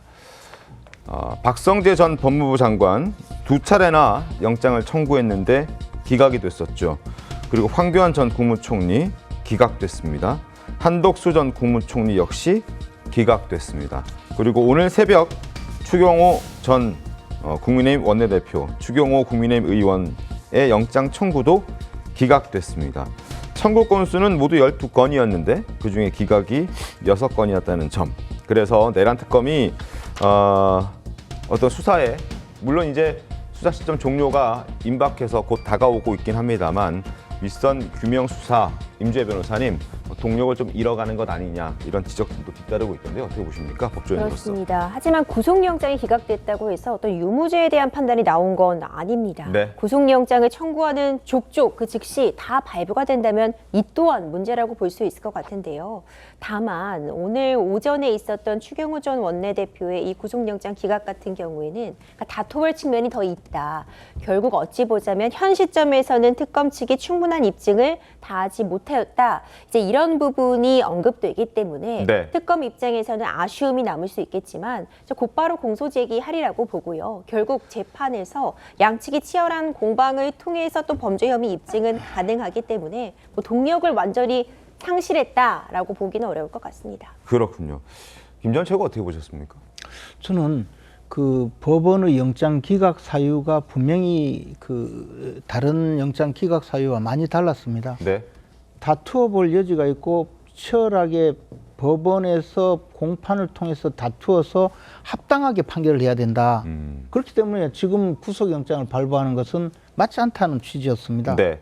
그것은요, 영장 전담 판사가 그 수사 기록을 읽어보고 또 그 법정에서 검찰 측과 변호인 측의 공방을 통해서 결론을 내보니 이건 도저히 범죄가 성립되지 않는다는 그런 의미예요. 네. 이건 다른 영장 기각 사유와 많이 다르거든요. 안녕하십니까. 아마 새롭게 선 앞에서도 민주주의 또 그 똑같은 일이 1년 벌어졌을 겁니다. 외신기자회견에 참석해 주신 모든 자, 여러분께 지금 보여드리고 있는 반갑습니다. 영상은 저는 오늘 기자회견 외신 진행을 맡을 기자회견입니다. 해외 언론 비서관 최성아입니다. 이 자리에 오늘 영빈관, 청와대 대통령께서 영빈관에서 모든 말씀을 이제 10시부터 시작이 전달드리겠습니다. 되는데 다시 한번 현장으로 연결해 주요 보겠습니다. 내용은 조금 전에 발표한 특별 성명을 참고해 주시기 바랍니다. 대한민국에는 근현대사에 특별한 경험이 몇 가지가 있습니다. 대한민국 정부 수립된 이후에 이승만 정권의 독재 행태에 우리 국민들이 4.19 혁명으로 대응했습니다. 그리고 이승만 정권은 무너졌습니다. 그리고 아주 긴 박정희의 군사 독재 정권이 있었습니다만 그 후에 1980년 모두가 기억하시는 5.18 민주화 운동이 있었습니다. 실패했지만 잠시, 그러나 결국 1987년 민중항쟁으로 결국 우리 국민들의 주권 의지가 관철됐습니다. 그리고 2016년 다시 박근혜 정권이 우리 국민들이 든 촛불로 무너졌습니다. 그리고 가장 최근에 2024년 12월 3일부터 시작된 우리 국민들의 빛의 혁명으로 전 세계가 놀랄만한 친위 쿠데타 진압 그리고 민주정부 수립이 이루어졌습니다. 한강 작가가 이런 얘기를 했죠. 죽은 자가 산 자를 구하고 과거가 현재를 돕는다 이렇게 말했던가요? 제가 작년 12월 3일 집에서 비상계엄 선포하는 장면을 보고 국회로 달려오면서 가장 먼저 떠올랐던 역사적 장면이 광주 민주화운동 당시에 광주 계엄군들이 광주시청 전남도청으로 쳐들어온다. 우리 광주 시민 여러분, 전남도청으로 모여주십시오라고 방송을 했던 광주의 한 여성의 목소리가 기억났습니다. 그래서 방송을 시작했죠. 똑같은 심정으로. 군사 쿠데타를 막을 수 있는 힘은 오로지 국민뿐이다. 국민들이 현장에서 함께 해줘야 이 쿠데타를 막을 수 있겠다는 생각으로 제가 현장으로 달려가면서 방송을 했습니다. 국회로 와달라. 그리고 실제로 국민들은 국회로 오셨습니다. 그리고 맨몸으로 결국 군인들의 총칼을 막아서 결국 쿠데타 진압에 단초를 제공했죠. 국회가 형식적 권한을 행사했습니다만 실질적 힘은 국민 속에서 나왔습니다. 그리고 마침내 군사 쿠데타는 진압되고 대통령은 구속되고 파면돼서 이제 새로운 진정한 국민주권정부가 탄생했습니다.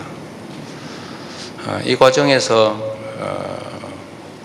언론의 역할 매우 감사하게 생각합니다.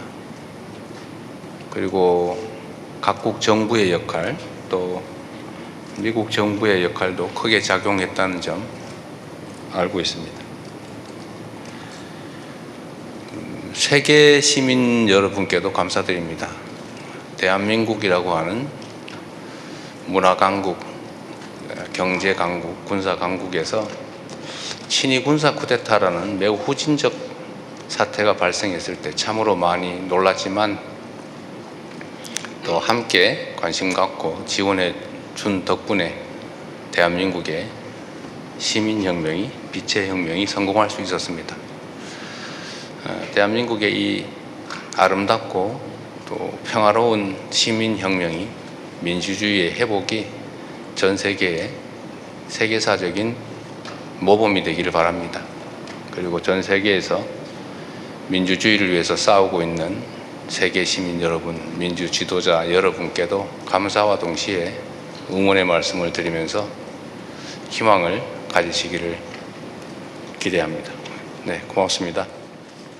네, 말씀 감사합니다. 오늘 이 자리는 민주주의 회복을 위한 1년간의 여정을 함께 돌아보고 외신 기자 여러분들이 궁금해하시는 부분들을 소상히 답해드리고자 마련되었습니다. 대통령님께 질문하실 분들은 손을 들어주십시오.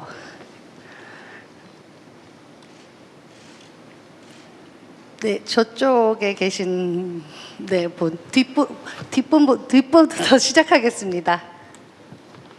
Thank you, Mr. President. One second. Oliver Hotham from AFP News Agency. I wanted to ask, South Korea's neighbors, China and Japan, are currently engaged in an escalating war of words after Prime Minister Sanae Takaichi suggested her country could intervene militarily against the Chinese attack on Taiwan. Beijing has urged its citizens to avoid traveling to Japan, and a number of cultural events have been cancelled. Can you pledge your backing to Japan in this dispute? And if Taiwan were attacked by China under your presidency, would South Korea come to its aid? Thank you. 예, AFP 통신 올리버 헛만입니다. 먼저 대통령께 질문드리겠습니다. 지금 최근에 한국의 이웃인 중국과 일본이 서로 그 언쟁을 계속 격화되고 있는 언쟁을 벌이고 있습니다. 가령 다카이치 일본 총리는 대만 유사 사태 시 군사 개입도 언급을 하였고, 중국으로서는 일본과 관련된 문화 행사를 취소하거나 일본으로 가는 관광객 수를 줄이고 있습니다. 대통령께서 혹시 이런 상황에서 일본에 대한 지지를 공개적으로 언급하실 수 있으신지, 그리고 대만에서 유사 사태 시 한국 정부가 어떻게 할 것인지에 대해서 문의드리겠습니다. 대한민국 속담에 싸움은 말리고 흥정은 붙이라고 하는 말이 있습니다. 일본과 중국이 갈등을 겪고 있는데 우리가 한쪽 편을 들거나 그렇게 하는 것은 갈등을 격화시키는 요인입니다. 개인 간의 관계도 마찬가지고 국가 간 관계도 마찬가지지만 최대한 공존하고 존중하고 협력하는 것이 바람직합니다. 특히 동북아는 경제적으로 매우 활력이 있지만 또 군사 안보 측면에서는 매우 위험한 지역입니다. 이런 지역일수록 공통점을 찾아내기 위해서 노력하고 협력할 부분을 최대한 찾아내서 협력하는 게 바람직하겠다는 생각이 듭니다. 한쪽 편을 들기보다는 모두가 함께 공존할 수 있는 길이 무엇인지를 찾도록 하고, 또 가능한 영역이 있다면 우리로서도 갈등을 최소화하고 중재 조정할 수 있는 부분이 있다면 그 부분의 역할을 하는 게 더 바람직하겠다, 이렇게 생각합니다. 네, 다음 질문 받겠습니다.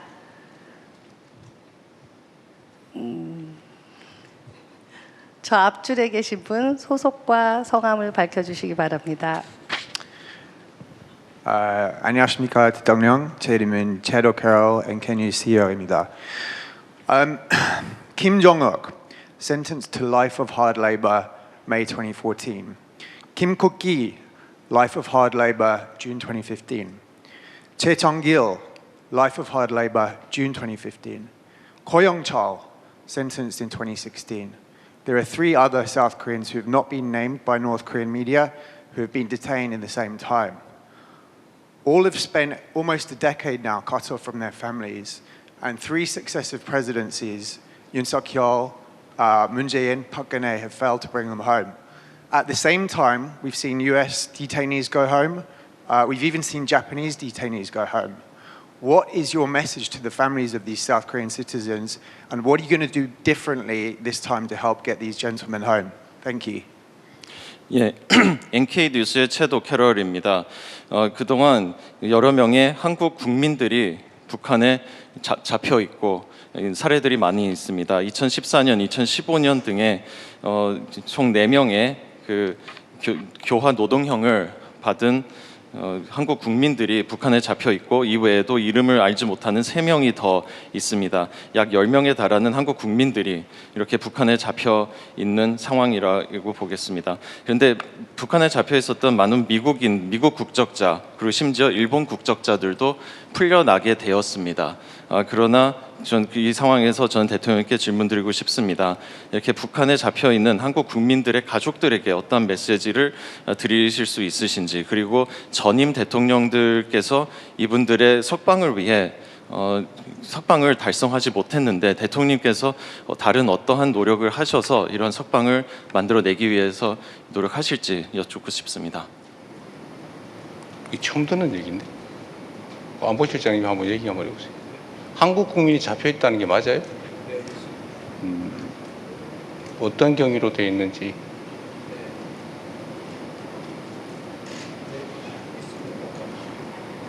언제 어떤 경위로? 이제 그 들어가서 그냥 못 나오는 경우거나 아니면 우리가 알려지지 않은 무슨 다른 경위로 붙들려 있는 경우가 있습니다. 언제쯤? 시점은 제가 좀 파악을 해봐야 되겠습니다. 몇 년 전에. 예. 시기를 언제 잡혀 있다는 건지 내가 아는 정보가 없어서. So, Choson Jungang Television, Tongshin, they all reported on this in 2014, 2015. 4 of them were accused of espionage on behalf of South Korea. 2 subsequently in 2016, 2017 were defectors who were allegedly captured in China and brought to North Korea.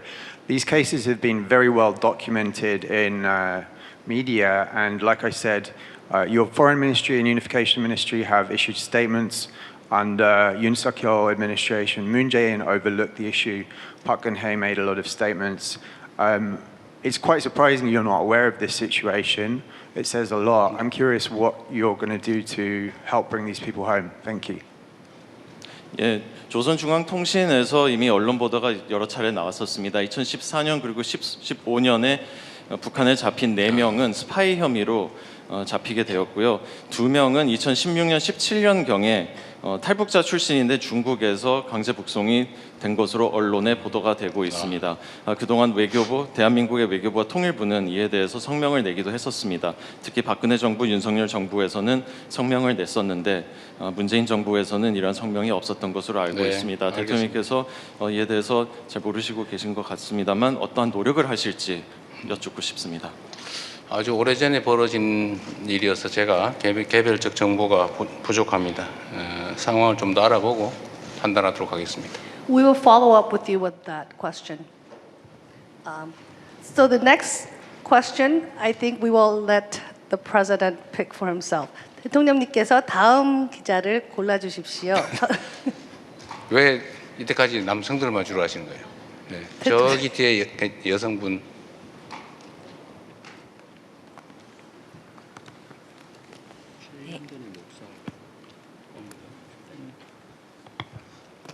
네, 안녕하세요. 로이터 이정윤 기자입니다. 미국 트럼프 대통령에게 페이스메이커 역할을 하시겠다 언급하셨는데요. 페이스메이커는 방관자가 아니고 오히려 경주 앞에서 뛰면서 결국 이길 선수를 리드하는 역할을 하지 않습니까? 대통령께서 혹은 우리나라가 북한 관련 페이스메이커를 위해 어떤 구체적 역할을 할 수 있다고 보시는지, 또 이런 역할 수행이 가능하다고 보시는 근거가 어떠신지 궁금합니다. 지금 현재 대한민국과 북한의 상태는 바늘구멍조차도 없는 상태입니다. 대화가 완전히 단절됐을 뿐만 아니라 대화 통로, 하다못해 비상 연락망까지 다 끊어진 상태입니다. 그리고 아주 짧은 시간이지만 북한은 우리 남측의 접촉 노력에 대해서 전적으로 거부하고 있습니다. 우리가 할 수 있는 일은 일방적으로 유화적 조치들을 하는 것 정도입니다. 예를 들면 아시겠지만 대북 방송을 중단한다든지 또는 단파 방송을 중단한다든지 오해될 수 있는 군사적 행동을 최소화한다든지 뭐 이런 것들이죠. 그리고 북한에 끊임없이 선제적인 제스처, 유화적 제스처 이런 것들을 보내는 겁니다. 그러나 미국은 할 수 있는 게 많이 있죠. 그리고 아시겠지만 지금 한반도는 여전히 70년간 정전 상태인데, 종전하지 못하고 휴전 상태인데, 이 휴전 협정의 법률상 당사자가 미국입니다. 대한민국 정부는 그 정전 협정에 참여하지 못했죠. 아마도 그때 당시에 군사작전 지휘권을 미군에게 양도했기 때문이었을 것 같습니다. 뭐 지금도 비슷한 상황이죠. 그리고 북한은 체제 보존이 가장 중요한 또는 최종 과제인데, 이 체제 보존을 보장할 수 있는 것이 미국이지 대한민국은 주요 주체가 아니다라고 판단하는 것 같습니다. 그러나 사실은 한반도 상황의 직접 당사자는 대한민국과 북측이죠. 안타깝지만 그래서 아무것도 안 할 수는 없고, 또 트럼프 대통령의 이 평화에 대한 의지도 강하고 또 현실적으로 할 수 있는 역할도 크기 때문에 우리 때문에, 남측의 입장 때문에 북미 간의 소통이나 협력, 협상이 제한받지 말라. 그리고 북미 대화를 위한 제반 조건들 중에서 우리가 할 수 있는 최선의 협력을 해 나가겠다. 구체적으로 뭐냐라고 물으면 하다못해 판문점을 잘 관리해 주는 것도 역할이겠고, 또 우리가 이런 입장을 객관적으로 공개적으로 표명하는 것조차도 객관적인 조건을 조성하는 데는 도움이 되겠지요. 왜냐하면 뭐 통미, 복남이니 뭐 이런 형식적인 내용을 가지고 또 제한을 받기도 합니다. 그러지 말라는 겁니다. 저는 북미 간의 관계가 개선되는 것이, 또 먼저 개선되는 것이 한반도 문제를 해결하거나 또는 문제를 완화하는 데 도움이 된다라는 게 제 판단입니다. 이번에 에이펙 계기에서도 미국 트럼프 대통령은 김정은 위원장을 만나기를 원했고 또 기대도 했습니다만 잘 안 됐죠. 또 뭐 상황이란 언제나 변하는 것이니까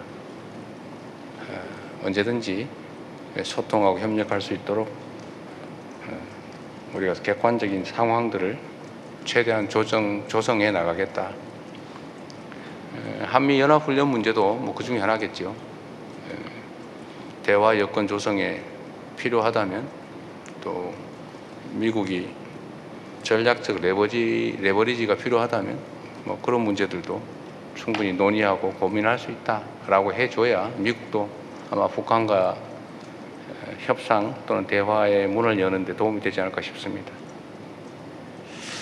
끊임없이 환경을 조성하는 조정자로서의 역할을 해나가고, 또 이게 근본적으로는 우리가 주체적으로 한반도 문제를 해결하는 길이라고 생각합니다. 현재로서는 바람직하지 않지만. 네. 그리고 이쪽에 우리 분홍색 옷 입으신 보라색. 네. 기회를 주셔서 감사합니다, 대통령님. 저는 미국 NBC 방송국의 김성희 기자고요. 벌써 트럼프 대통령 2번씩이나 만난 정말 어떻게 보면 짧은 시간에 만났던 기록을 세우셨는데요. 그 2번의 만남을 통해서 대통령님과 트럼프 대통령이 어떤 부분이 잘 맞는다고 생각을 하셨는지, 하지만 또 반대로 어떤 부분은 진짜 조율이 필요하구나, 시각차 이렇게 클까 했던 부분이 뭔지, 그래서 그런 맥락 속에서 그 2번의 만남을 통해서 내가 얻은 성과는, 제일 큰 성과는 이거다, 그렇지만 아쉬운 점은 이거다라고 보시는 게 뭔지 간략히 부탁드리겠습니다. 감사합니다. 네, 저는 트럼프 대통령과 대화할 때 상당히 흥미롭고 재밌다는 생각을 했습니다. 어쩌면 좀 동질감 같은 것도 느끼는 게 있었죠. 트럼프 대통령은 제가 보기에는 미국의 국익을 위해서 최선을 다하는 것으로 보였습니다. 저는 국가 지도자는 당연히 그래야 된다고 생각합니다. 물론 그 상대인 우리 입장에서는 괴롭고 힘들죠.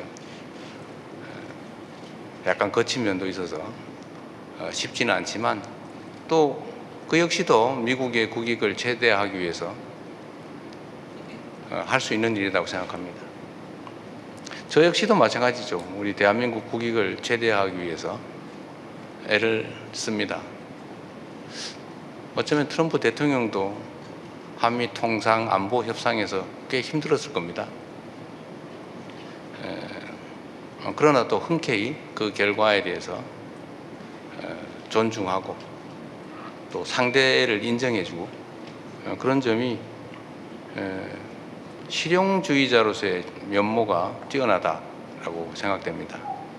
현실주의자이고 실용주의자이고 또 협상의 또 딜의 대가이기도 하고 또 한편으로 상대를 존중하기도 하는 것 같습니다. 김정관 장관에 대해서 터프한 협상가였다.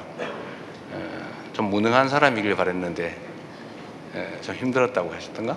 뭐 그런 표현을 했죠. 아주 멋있었다고 생각합니다.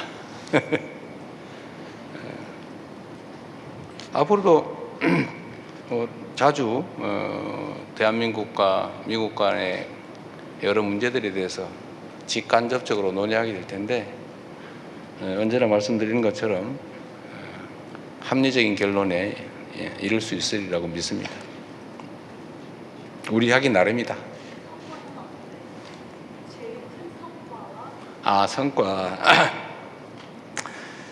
성과라고 하면 지금까지 우리가 하지 못했던 핵 추진 잠수함, 핵 추진 잠수함을 우리가 확보할 수 있게 되었다는 점 아닐까 싶습니다. 동북아시아의 전략적 중요성, 또 우리 입장에서도 가질 수 있는 전략적 유연성, 자율성, 이런 측면에서 보면 매우 유용한 결과였다고 생각됩니다. 자, 다음 질문은 좀 지역을 옮겨가서 아시아권 언론들에게 좀 기회를 드리겠습니다.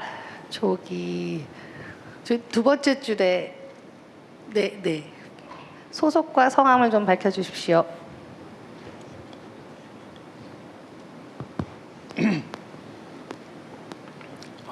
네.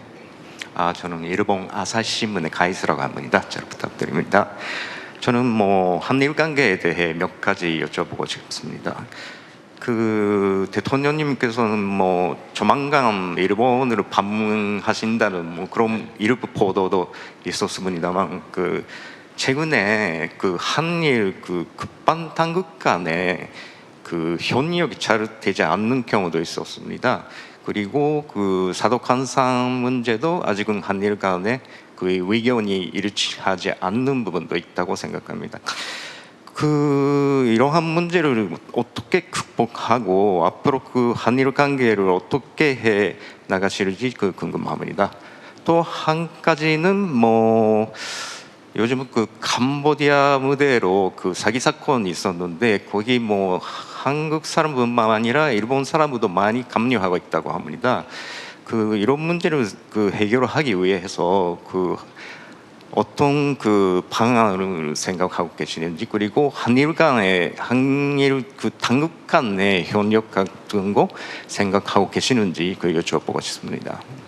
두 번째 질문을 잘 못 들어서 다시 한 번만. 뭐 캄보디아 얘기했다. 캄보디아에서 사기 사건이 있고 그 한국 사람뿐만 아니라 그 일본 사람도 거기에 많이 감염하고 있는 그런 상황입니다. 그래서 뭐 한일 당국 간에서 그 이런 문제를 해결하기 위해서 뭔가 그 협력 같은 게 그 생각하고 계시는지 예, 그거 여쭤보고 싶습니다. 알겠습니다. 첫 번째는 한일 관계에 관한 질문으로 보여집니다. 매우 복잡한데 말씀의 취지는 얼마 전에 아마도 급유 거부, 뭐 그다음에 군악대 파견 취소, 보류, 뭐 이런 것을 포함한 국방 당국 간의 갈등, 그다음에 사도강산과 관련된 갈등, 이런 것들을 어떻게 해결할 거냐, 또 앞으로 한일 관계는 어떻게 할 거냐, 이런 질문 같습니다. 국가 간 관계는 매우 복잡하지요. 역시 뭐 개인과 비슷합니다. 우리가 사업하는 동업자 관계인데 이 사람이 내 돈 빌려가서 떼먹었어요. 떼먹었다고 해서 모든 관계를 단절할 수는 없죠. 떼먹은 건 떼먹은 문제대로 해결해 가면서 또 협력할 수 있는 것도 협력해야 되지 않겠습니까? 문제가 있다고 다 단절하면 아마 마지막에는 나 혼자 남아서 외로워질 것 같아요. 저는 한일 관계도 그렇다고 생각합니다. 아주 가까운 이웃이고 뗄래야 뗄 수 없는 지리적 관계, 또 역사적, 문화적, 사회적, 경제적 관계를 맺고 있습니다. 협력할 게 많습니다. 미국과 중국도 엄청나게 갈등하고 심하게는 대결적 태도를 보이지만 또 다른 면에서는 협력하고 소통하고 그러고 있죠. 한일 관계도 마찬가지다. 우리가 독도를 둘러싼 감정적 갈등, 이건 현실적 갈등은 아니죠. 그 대한민국이 실효 지배하고 있는 명백한 대한민국 영토인데 뭐 그 누가 뭐라고 한다는들 그 뭐 상관이 있어요. 사실은 모른 척하는 게 최고긴 한데 그러나 어쨌든 그것도 감정적인 요소죠. 사도강산 같은 과거사 문제, 이런 문제들도 사실은 그렇게 깔끔하게 해결된 건 아닌 게 분명합니다. 그러나 또 이것도 하나의 과제로 우리가 안고 있으면서 그것 때문에 다른 영역까지 다 연결시켜서 다 포기할 필요는 없다는 생각이 듭니다. 경제 교류나 안보 협력이나 민간 교류나 뭐 문화 협력 뭐 얼마든지 할 수 있어요.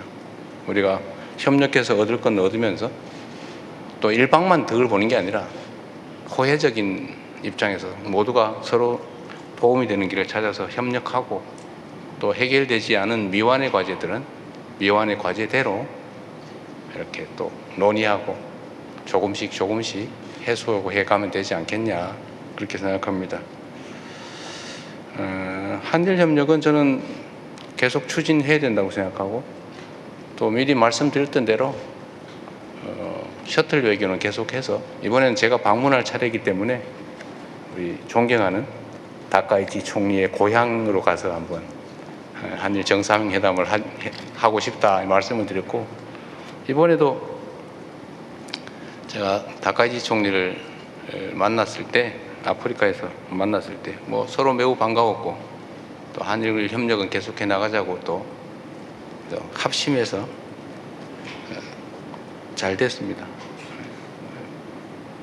한일 관계가 긍정적으로 미래지향적으로 잘 되기를 바랍니다. 또 그렇게 노력하겠습니다.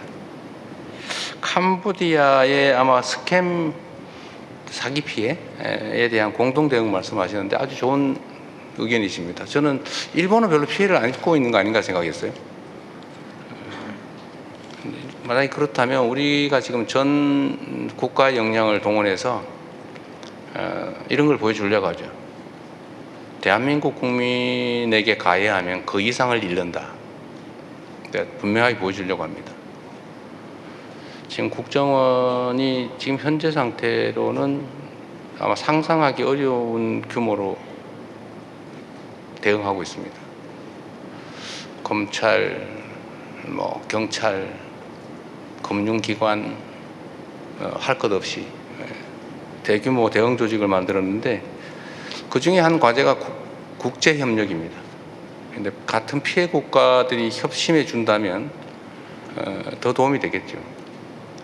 지금 동남아시아의 이 범죄 집단 규모가 20만 전후라고 추정합니다. 20만. 아예 소규모 마을을 만들어 가지고 아예 마을 통째로 범죄를 하고 있다고 하잖아요. 그리고 이제 일본 국민을 상대로 사기 행각을 하려면 일본 말을 잘하는 일본 국민이 필요하니까 반쯤은 유인하고 반쯤은 납치해서 범죄에 가담을 시키는데 어쨌든 그냥 두면 계속 커질 것 같아요. 그래서 마약, 도박, 스캠, 사기 이 세 가지 국제 범죄는 국가 간 협력을 최대화해서 국제 협력이 꼭 필요한 분야라고 생각합니다. 같이 할 수 있으면 좋겠습니다. 감사합니다. 다음은 앞줄에 하얀 옷을 입은 여성분께서 계속 손을 들으셨는데. 네, 안녕하세요. 저는 홍콩 피닉스 TV 김지연 기자입니다. 저는 한중 관계 관련해서 질문을 드리려고 합니다. 얼마 전에 시진핑 중국 국가주석께서 한국을 국빈 방문하셨는데요. 대통령님께서는 이번 회담 이후에 한중 관계 어떻게 평가하시는지 궁금합니다. 그리고 한국과 중국이 어떤 분야에서 더욱더 협력을 심화할 수 있을 것이라고 기대하는지 궁금하고요. 또 얼마 전 지난 1년 계엄 이후로 대중 외교가 좀 멈춰져 있었는데요. 이번에 대중 외교를 복원하시면서 개인적인 소회도 좀 같이 부탁드립니다. 감사합니다. 네, 좋은 질문 감사합니다. 한일 관계도 그렇지만 한중 관계도 대한민국으로서는 매우 중요합니다. 물론 군사 안보 분야에서는 한미 동맹이 매우 중요한 기반인 건 분명합니다. 또 경제 부분에 있어서도 종전에 했던 대로 안미 경중 이렇게 해서 경제는 중국, 안보는 미국 이렇게 또 양쪽으로 나누기도 지금 어려운 상황이 돼가고 있습니다. 네, 국제 공급망이 크게 재편되고 있고 또 진영 간 대결이 격화돼서 좀 대한민국 정책을 수립하는데도 매우 곤란한 점이 많긴 합니다. 그렇지만 역시 대한민국과 중국은 지리적으로, 경제적으로, 역사적으로, 사회 문화적으로 뗄래야 뗄 수 없는 관계입니다. 한중 관계를 안정적으로 잘 관리하는 게 우리로서는 매우 중요하죠.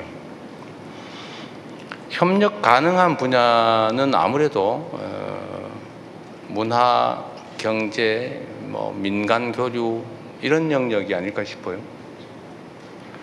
그리고 동북아 안정을 위한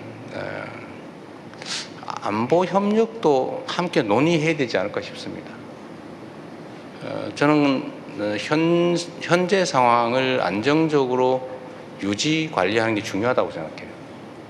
갈등이 격화돼서 군사적으로 대결하는 국면까지 가는 것은 결코 바람직하지 않다. 누구에게도 그렇게 생각합니다.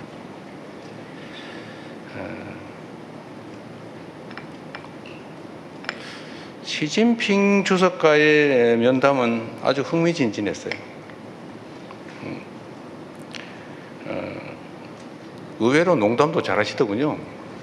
생각보다.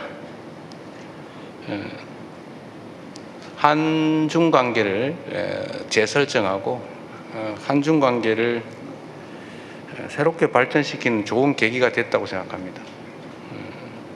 가능한 빠른 시간 내에 중국을 방문해서 정상회담을 광범위하게 또 충분한 시간을 가지고 여러 분야에 대해서 논의했으면 좋겠습니다. 아주 기대가 됩니다. 시기가 언제 될지는 모르겠어요. 제가 시 주석과 헤어지면서 가급적 빠른 시간 내에 올해 중으로 좀 방중했으면 좋겠다 말씀드렸더니 가능하면 그렇게 해보자고 했는데 아마 준비 상황이나 중국 상황이 그렇게 빠르게는 어려운 것 같습니다. 좀 시간이 걸릴 것 같은 생각이 듭니다. 이번 APEC에서의 이제 한미 정상회담, 한중 10시부터 시작된 정상회담은 외신 기자회견 생중계로 보여드렸습니다. 대한민국이 자, 저희는 광고 후에 다시 돌아오겠습니다. 네, 오늘 신통방송 순서 여기까지입니다. 저는 내일 아침 8시 50분에 다시 인사드리겠습니다. 고맙습니다.